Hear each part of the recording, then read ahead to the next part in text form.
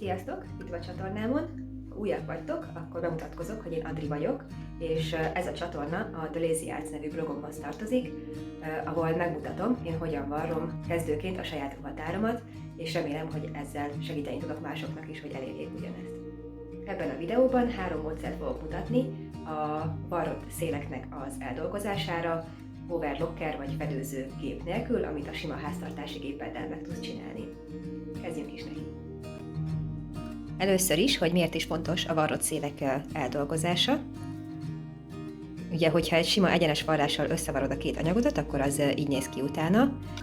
A varrásszélek eldolgozásának egyrészt esztétikai oka van, hogy a ruhánk ne csak kívülről, hanem belülről is szép legyen, ez növeli a professzionális hatását, illetve ennél fontosabb a ruha állékonysága, ugyanis, mint látjátok, főleg az ilyen szövött anyagoknál, ez a szél erősen feslik. A szövött és hurkolt anyagok közötti különbségről egyébként a sarokban található videóban is beszélek, hogyha erre bővebben kicsit kíváncsi vagy. Elképzelhetitek, hogyha így rakjátok be a mosógépbe a kész ruhadarabotokat, akkor ez a szél folyamatosan le fog bomlani, és rontja a ruhátok állékonyságát, tehát ezeknek a széleknek az eldolgozása fontos ahhoz, hogy hosszú távon élvezhessük a saját magunknak készített ruhadarabjainkat. 3 módszert fogok mutatni nektek a szélek eldolgozására. Az első a személyes kedvencem lesz, amit az idő 80%-ában, amikor csak lehet alkalmazok, azóta is, hogy van fedőzőm. Ez pedig a francia szegés, ami igazából még nem is az egyenes varrás után, hanem a legelején kezdődik, csak 2 anyagdarabon van összetűzve, ezen fogom demonstrálni.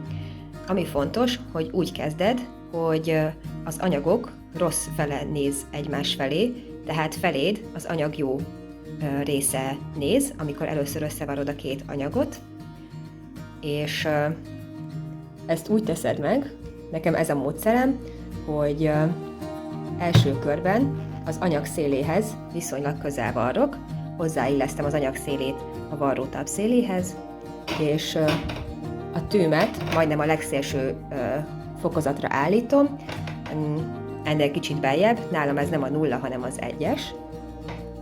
Ezzel egy kb.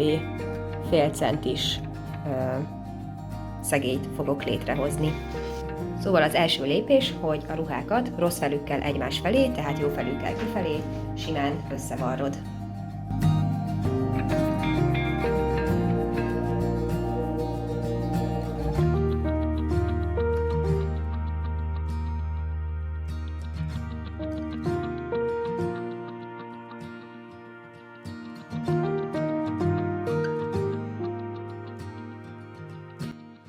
Ezután, ha az anyagból lenne bármilyen kiálló rész, mondjuk egy-egy ilyen kis fülecske illesztés jelölésekhez, akkor azt levágjuk, illetve sokan úgy csinálják ezt a szegélyt, hogy nagyobb ráhagyást hagynak ezen az oldalon, és utólag vágják kisebbre.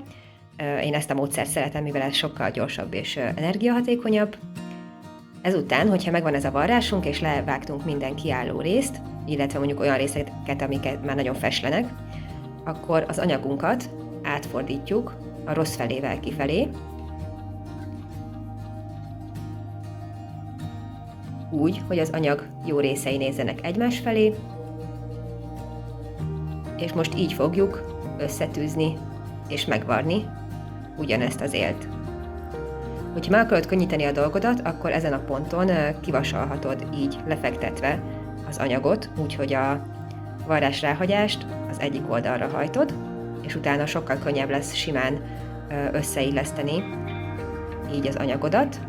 Én ezt sokszor kihagyom, mert lusta vagyok elővenni a vasalót és a vasalódeszkát, de ez lenne a szebb megoldás, úgyhogy én így kézzel szoktam addig lefelé gyűrögetni az anyagot, amíg kb.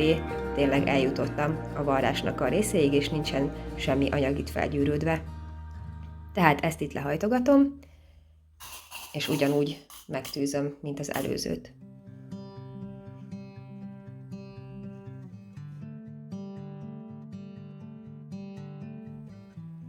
Ezután pedig ugyanúgy végigvarrunk ezen a szélen, viszont arra figyelj nagyon, hogy A tűd távolságát állítsd nagyobbra, ugyanis biztosnak kell lennünk abba, hogy nagyobb ráhagyással varrunk, mint amennyi ez a visszahajtott rész volt, és így be fogjuk zárni az anyagba a feslőszélt. Tehát ide illesztem megint a varrótalpam széléhez az anyag szélét, és átállítom kb. Középre a tűmet, ami egy kicsit kevesebb, mint 1 centis szélt fog eredményezni, tehát így szummában majdnem 1,5 centit levarrunk az anyagból, ezért erre figyelj a különböző szabásmintáknál, hogyha kevesebb a varrásráhagyás, akkor vagy próbálj meg még közelebb varni az anyag széléhez, és úgy csinálni a francia szegést, vagy pedig másik megoldást kell választanod, ha nem fér bele a szabásmintába.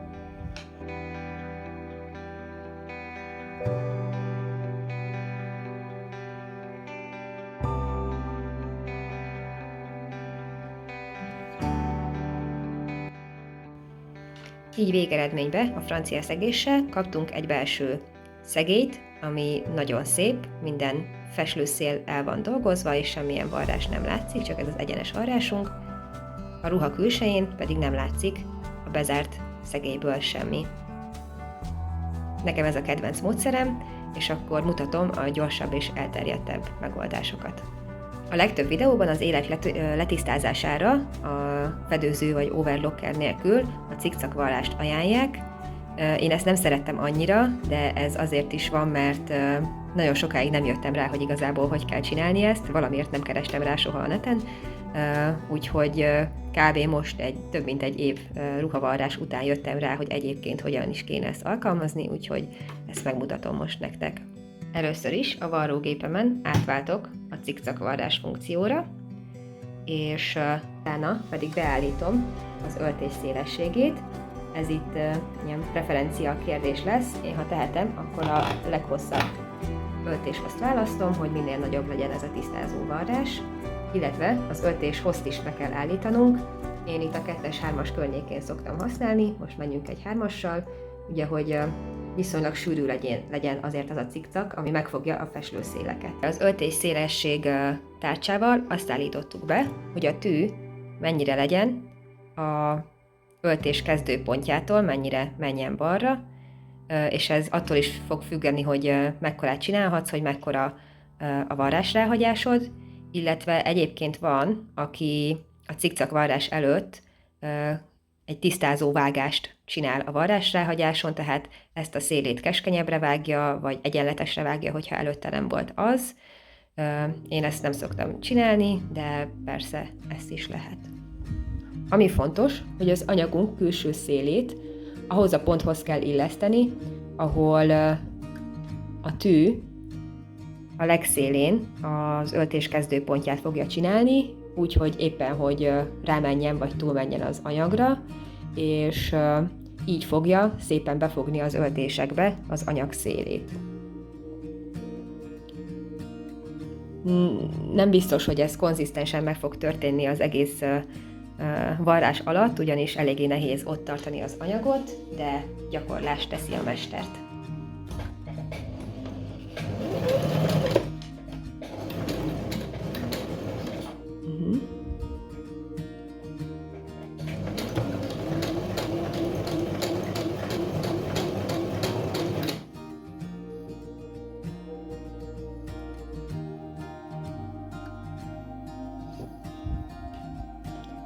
Szerintem én kicsit sűrűbbre is állítom a cikcakvarrásomat 2-esre, mert túl ritkának találom.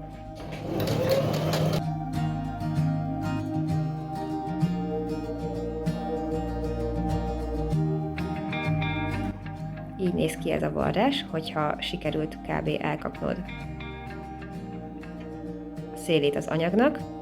Látszik, hogy sokkal csúnyább, mint a francia szegés, ezért nem is szeretem használni, meg hát ugye eddig nem értettem, hogy pontosan hogy kell, de ha nincs más megoldás, akkor nyilván ez is megteszi. Ennél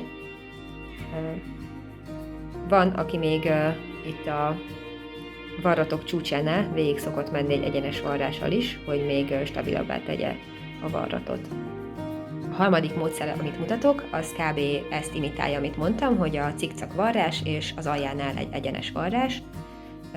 Én ezeket szoktam még néha használni, főleg, mint látjátok, ez a stretch varrás funkcióban van, úgyhogy stretches anyagok varrásánál ezt a szegélylezárást szoktam használni. Amit most megmutatok, az pedig ez a 17-es, ami kb. A cikcak varrás egy egyenes varrással, tehát át is váltok az SS funkcióra a gépemen, illetve a 17-es programra. Az anyagot ismét a varrás legjobb oldali pontjához kell illeszteni, úgyhogy az nagyjából pont elkapja, és igazából ugyanúgy végigvarjuk, mint a cikcak varrásnál.